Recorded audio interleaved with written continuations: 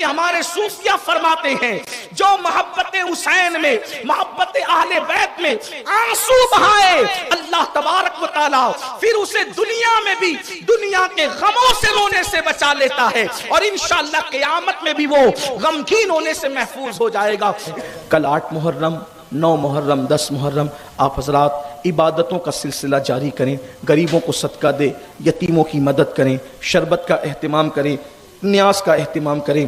9 اور 10 محرم کو روزہ رکھیں۔ اس روزے کی بڑی فضیلت ہے کہ جو عاشور کا روزہ رکھتا ہے اللہ تعالیٰ ایک روزے کے بدلے میں اس کو 1 سال کے روزے کا ثواب عطا فرماتا ہے، یا اس کے 1 سال کے گناہ معاف کیے جاتے ہیں۔ اس لیے روزوں کا اہتمام کریں۔ خواتین سے بھی گزارش ہے کہ 9 اور 10 محرم کو ضرور روزہ رکھیں، ان راتوں میں عبادتوں کا اہتمام کریں۔ صلی اللہ علیہ وآلہ وسلم مختصر درود شریف ہے، درود شریف پڑھیں۔ جو لوگ اب تک نماز نہیں پڑھتے وہ نماز کے پابند بنیں، شروع کریں۔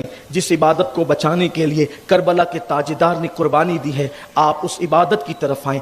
آج سے پہلے گناہ کرتے تھے، نشہ کرتے تھے، چوری کرتے تھے، کسی عورت پر پاپ کی نظر ڈالتے تھے، ان سارے جرائم سے توبہ کر کے سچی حسینیت کی طرف آئیں، کردار کی طرف آئیں، ایک سچے مسلمان کی طرح زندگی گزاریں۔ اگر زندگی گزارنا ہے امام حسین کے طریقے پہ گزارو، یزید بن کر زندگی مت گزارو۔ یزید کی تو قبر کا نشان بھی مٹ گیا، آج بھی میرے امام کے ڈنکے بج رہے ہیں۔ اس لیے میری گزارش ہے کہ آپ سب عبادت کی طرف آئیں۔ آج سے پہلے جو ہوا سو ہوا، امام پاک کی محفل میں آج سچی توبہ کر لو، بدل جاؤ، زندگی کو تبدیل کر لو۔ اللہ تعالیٰ سب سے پہلے مجھے آپ سب کو توفیق عطا فرمائے۔ اللہ اکبر۔ اور اتنا ہی نہیں بلکہ ہمارے صوفیہ فرماتے ہیں جو محبت حسین میں، محبت اہل بیت میں آنسو بہائے اللہ تبارک و تعالی پھر اسے دنیا میں بھی دنیا کے غموں سے رونے سے بچا لیتا ہے، اور انشاءاللہ قیامت میں بھی وہ غمگین ہونے سے محفوظ ہو جائے گا۔ اس لیے کہ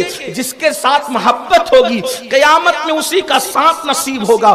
تو اللہ کے رسول علیہ السلام، اور پھر یہ بات بھی میری قوم کے جوانوں یاد رکھنا، کیونکہ کربلا بہت سارے لوگ لکھتے ہیں، بیان کرتے تو یہ بات کہی جاتی ہے کہ اللہ اکبر وہ اچانک حادثہ ہو گیا، اور یہ بات بھی میں نے اپنے کانوں سے کسی کو کہتے ہوئے سنی کہ اونٹ ذبح کرتے وقت جتنا ٹائم لگتا ہے اتنے ٹائم میں تو پورا کربلا ہو گیا۔ یہ 10 دن تک کربلا بیان کرنے کی کیا ضرورت ہے؟ اتنے میں کربلا ہو گیا تھا، جتنے میں اونٹ ذبح ہوتا ہے اتنے میں وہ 72 کے ٹکڑے ہو گئے تھے، بس بات ختم ہے، 2 منٹ کی بات ہے۔ لیکن آپ کو پتا ہونا چاہیے سیرت النبی کے بعد سب سے زیادہ اگر کوئی عنوان دنیا میں لکھا گیا ہے تو اسے کربلا کہتے ہیں۔ اگر وہ اتنا ہی مختصر ہے کہ اونٹ ذبح ہونے اتنا ہو گیا تھا اور وہ جا رہے تھے اور ان کو چند لوگوں نے پکڑ کے مار ڈالا اور ختم کر دیا، قصہ تمام ہو گیا، یہ بات میں اپنی طرف سے نہیں کہہ رہا ہوں۔ ہمارے سینے چھلنی ہوتے ہیں، اس سے لوگوں کو تکلیف ہوتی ہے کہ ہم کیوں یہ بات کرتے ہیں۔ ہم کہتے ہیں لوگ یہ بات کیوں کرتے ہیں، آخر نواز رسول کی شہادت کو ہلکا کرنے کی کوشش کیوں کی جا رہی ہے؟ یزید سے رشتہ کیا ہے کسی کا؟ آخر کیوں یہ باتیں کہی جاتی ہے ہر سال؟ یاد رکھیے اللہ کے رسول علیہ السلام نے اپنے گھر والوں کو اتنی تفصیل سے کربلا بتایا کہ جنگ صفین کربلا پر جتنی کتابیں لکھی گئی ہے اس میں یہ روایت موجود ہے، چاہے امام ابن جریر طبری کو آپ دیکھ لیں، ابن کثیر کو اٹھا کر کے دیکھ لیں، آپ اسی طریقے سے جو ہے اور بھی جتنی اردو زبان کی، عربی زبان کی، فارسی زبان کی کتابیں ہیں، حتیٰ کہ جنگ صفین کا تذکرہ، کربلا بھی نہیں، صفین جس نے لکھی ہے، صحیح لکھی غلط لکھی اس پر بات نہیں کر رہا ہوں، مبالغہ کیا نہیں کہ اس میں بات نہیں کر رہا ہوں، لیکن صفین کا عنوان جب بھی آیا اس میں یہ روایت ضرور لکھی گئی کہ مولائے کائنات کا لشکر جب فرات کے کنارے سے گزرا تو اس وقت مولا علی نے فرمایا یہاں رکو، یہاں ٹھہرو، اور وہ علی جو کبھی بدر میں نہیں روتا نظر آئے، وہ علی جو احد خندق و خیبر میں کبھی روتے نظر نہ آئے،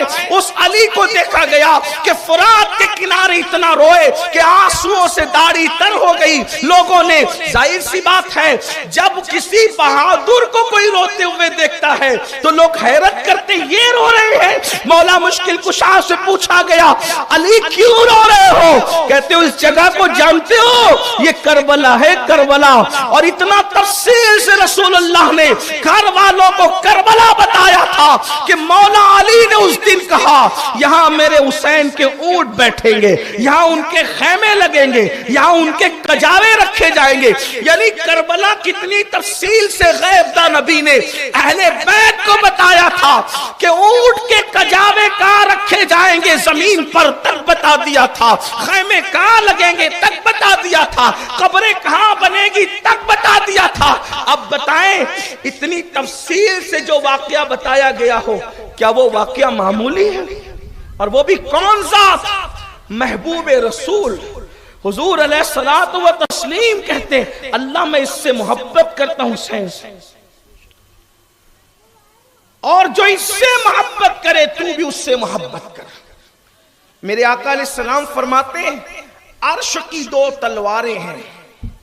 اللہ کے رسول علیہ السلام فرماتے ہیں عرش کی دو تلواریں ہیں۔ تو کہا پوچھا کہ وہ دو تلواریں کون سی؟ تو فرمایا ایک تلوار کو حسن کہتے ہیں، ایک تلوار کو حسین کہتے ہیں۔ عرش کی تلوار ہے۔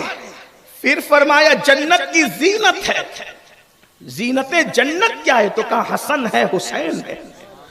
کہاں تک کہ ان شہزادوں کی شان بیان کی جائے، اللہ کے رسول علیہ السلام کی گود میں آتے ہیں، چھلانگ لگا کر بیٹھتے ہیں، داڑھی کے اندر انگلیاں ڈالتے ہیں، جبریل امین حاضر ہیں۔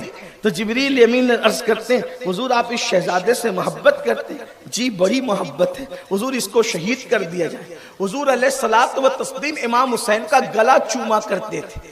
گلا، بچوں کی پیشانی چومی جاتی، حضور پیشانی بھی چومتے تھے، منہ چوما جاتا ہے منہ بھی، لیکن امام حسین کا گلا بھی چومتے تھے۔ لوگ کہتے تھے گلا چومنے کی وجہ کیا ہے؟ تو فرماتے ہیں اسی پہ خنجر چلے گا۔ جب یاد آتا ہے تو حضور گلا چومتے۔ یہ ہے محبوب ترین ہستی، اور ہمیں رسول اللہ کے محبوب بننے کا آسان طریقہ، اللہ کے محبوب بننے کا آسان طریقہ کیا؟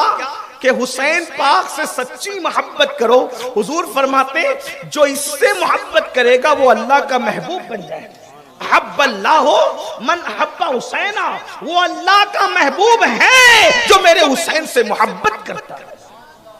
بلکہ ایک روایت یہاں تک بیان کی گئی، اللہ کے رسول علیہ السلام ایک دعوت میں تشریف لے جا رہے، ایک بچے کو بچوں میں کھیلتے دیکھا تو حضور علیہ السلام اس کو پیار کرنے لگے۔ صحابہ نے پوچھا حضور اس بچے سے کوئی خاص رشتہ ہے؟ کہا کوئی رشتہ نہیں ہے، بس یہ میرے حسین سے محبت کرتا ہے۔ میں نے دیکھا کہ میرے حسین کے پیروں کی مٹی کو یہ اٹھا رہا تھا، تو میں نے دیکھا کہ یہ بچہ میرے لاڈلے سے پیار کرتا ہے، تو میں نے اس سے پیار کیا، اور اتنا ہی نہیں قیامت میں اس کی بھی شفاعت کروں گا، اس کے ماں باپ کی بھی شفاعت کروں گا، کیونکہ میرے دادا حسین سے پیار کرتا ہے۔ میرے پیارے آقا علیہ السلام کے پیارے دیوانوں، سیدنا ابو ہریرہ رضی اللہ تعالی فرمایا کرتے تھے، یہاں پھر ایک بات عرض کروں جو میں ہر سال کہتا ہوں، ہر جگہ کہتا ہوں، یہ کہ صحابہ نے اہل البیت سے جتنی محبت کی ہے آج اس کا ہم تصور نہیں کر سکتے۔